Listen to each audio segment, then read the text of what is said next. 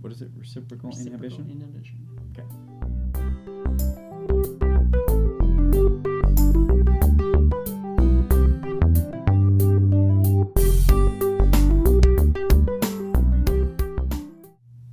Hey everybody, welcome to Seriously Lighthearted Yoga. Hello. Today we are expanding upon reciprocal inhibition, something that we spoke about briefly yesterday, but let's go ahead and dive right in. Okay, so guys, reciprocal inhibition, again, that form of active static stretching being holding a pose without going through like dynamic movement. And this active form of it is, again, reciprocal inhibition, as I said yesterday. And that involves, so if you're going to pick a pose, for example, we'll just extend my legs out here.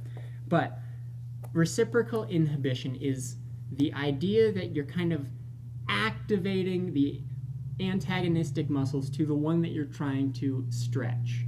So if you are, say, stretching your hamstrings and your calves here in Paschimottanasana, as we like to call it, forward fold, if you are to, say, activate these muscles right here by bringing your toes back a bit, that allows your calves to relax deeper into the stretch and open up more so that they do become longer, they become more familiar with that lengthened kind of way of being for themselves.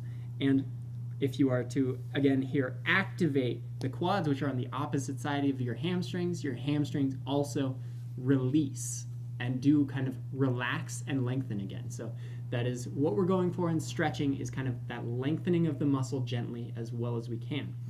So to use this in your yoga class, activating these opposite muscles and then just beginning to fold forward, you can notice how, say, try it first without doing that, and then take a moment, come out of it, activate those muscles again, and then go forward and just notice the difference. You can get slightly further if you are using this idea of reciprocal inhibition in your practice.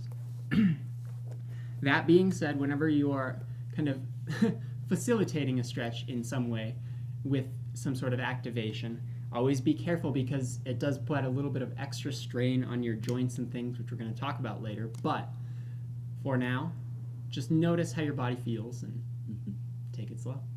Yeah, so reciprocal inhibition is where you engage a different set of muscles intended with the intent to stretch an equal and opposite set of muscles. So like I was saying, engaging the muscles on the front side of your shin to then help your calf release.